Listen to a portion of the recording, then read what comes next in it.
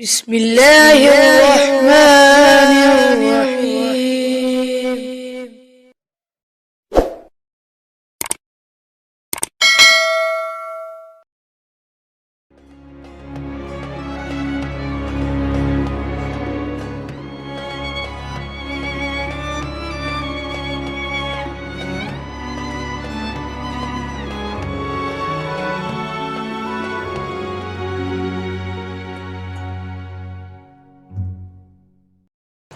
السلام علیکم ورحمۃ اللہ وبرکاتہ۔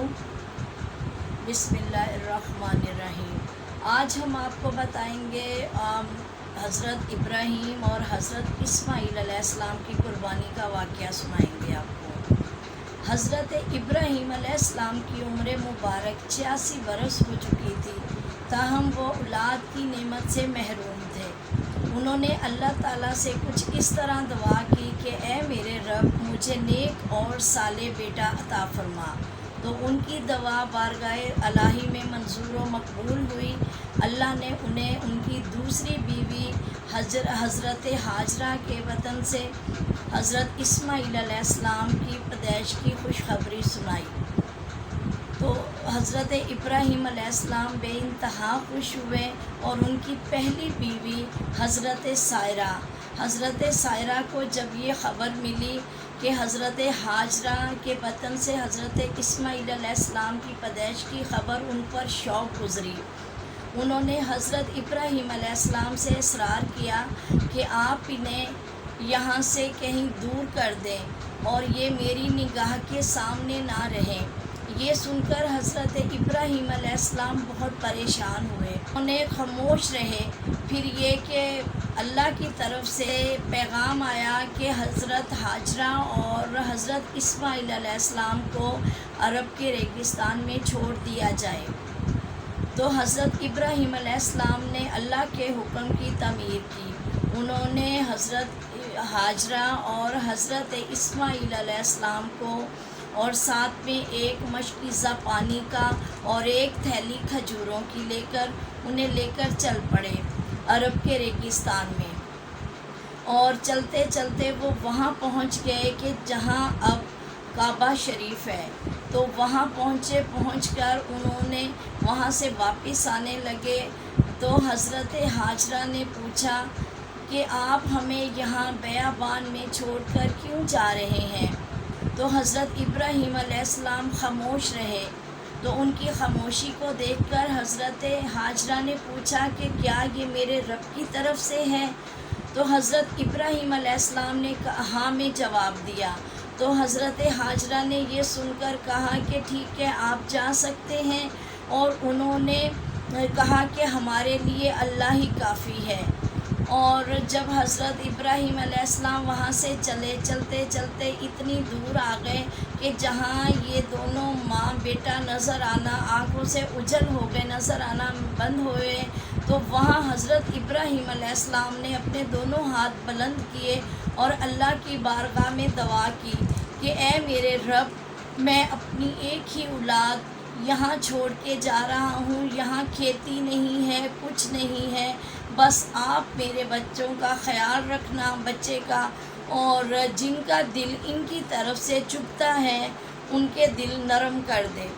یہ کہہ کر حضرت ابراہیم علیہ السلام چل دیے، اور حضرت ہاجرہ وہ کھجوریں کھاتی رہیں اور پانی پیتی رہیں، کھجوریں کھاتی رہیں اور پانی پیتی رہیں، اور حضرت اسماعیل علیہ السلام کو دودھ پلاتی رہیں، کیونکہ وہ شیر خوار تھے، وہ بہت چھوٹے معصوم تھے۔ تو وہاں اتنا پورا ریگستان، وہاں کچھ بھی نہیں تھا، ریگستان ہی ریگستان تھا۔ تو وہ دودھ پلاتی رہیں، کھجوریں کھاتی رہیں اور پانی پیتی رہیں۔ پھر کیا ہوا کہ وہ کچھ دنوں کے بعد جو ہے کہ پانی بھی ختم ہو گیا اور کھجوریں بھی ختم ہو گئیں۔ تو حضرت ہاجرہ بہت پریشان ہوئی، کیونکہ وہ پانی بھی ختم، سب چیزیں ختم ہو گئی اور دودھ بھی نہیں آ رہا تھا، اور بچے کو دودھ پلاتی رہی۔ پھر حضرت ہاجرہ خود بھوکی تھی، تو بچے کو دودھ بھی نہیں مل سکا، اور بچہ بھوک کے مارے اور پیاس کے مارے اس قدر پریشان ہو گیا اور رونا شروع ہو گیا۔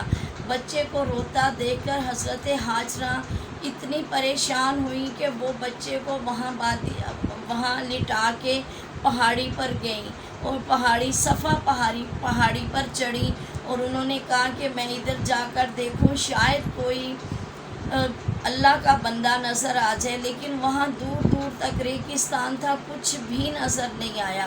تو وہ پھر نیچے وادی میں آئیں، بچے کو دیکھا، پھر پریشان ہو کر دوبارہ مروہ پہ چڑھی، تو پھر انہوں نے ادھر دیکھا کہ شاید دور دور کہیں مجھے پانی نظر آ جائے، لیکن پانی بالکل بھی نظر نہیں آیا، کیونکہ یہ تو ریگستان تھا اتنا بڑا، اس میں کچھ بھی نہیں تھا۔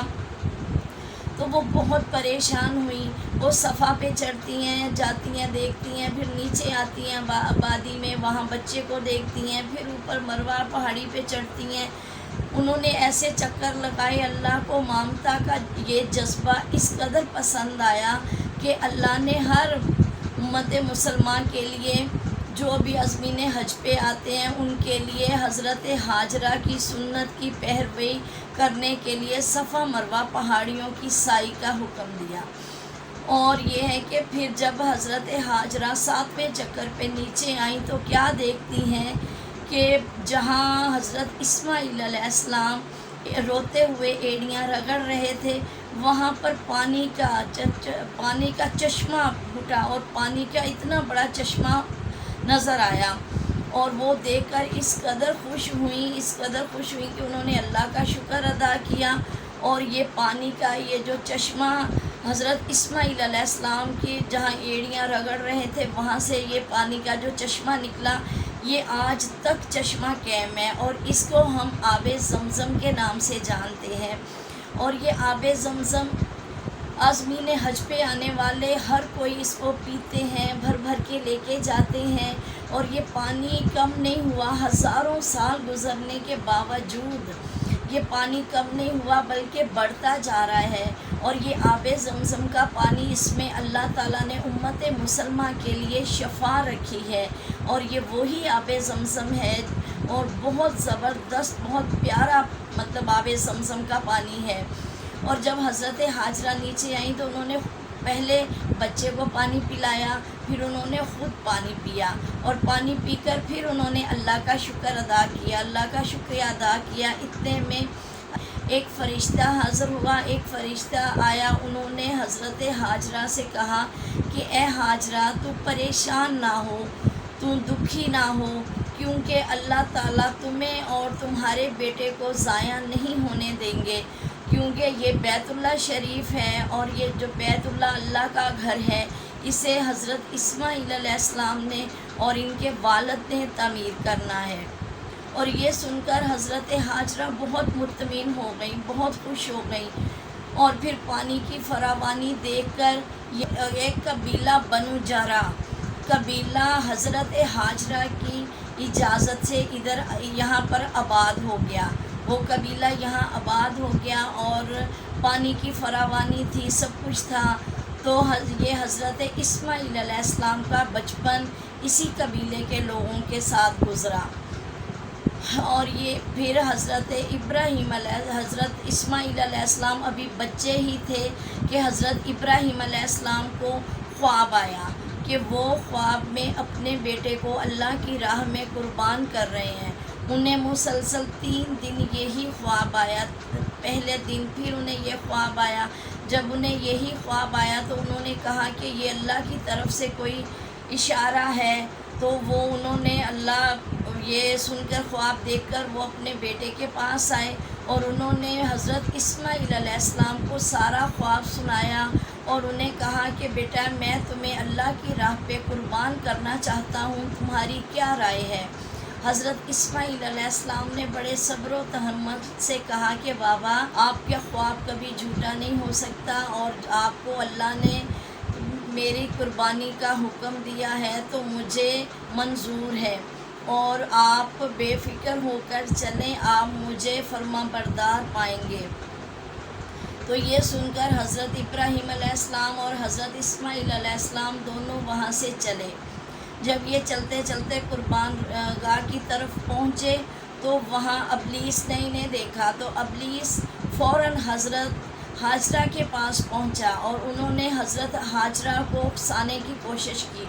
उन्होंने कहा कि ए हाजरा, आपका हज़रत इब्राहीम अलैहिस्सलाम आपके बेटे को कुर्बान करने के लिए लेके जा रहे हैं। तो हज़रत हाजरा ने कहा कि हज़रत इस्माईल अलैहिस्सलाम हमारी इकलौती औलाद है, हज़रत इब्राहीम अलैहिस्सलाम ऐसा कुछ नहीं करेंगे। तो फिर इब्लीस ने कहा कि वो अल्लाह की रज़ा से हज़रत इस्माईल अलैहिस्सलाम को कुर्बान करने जा रहे हैं।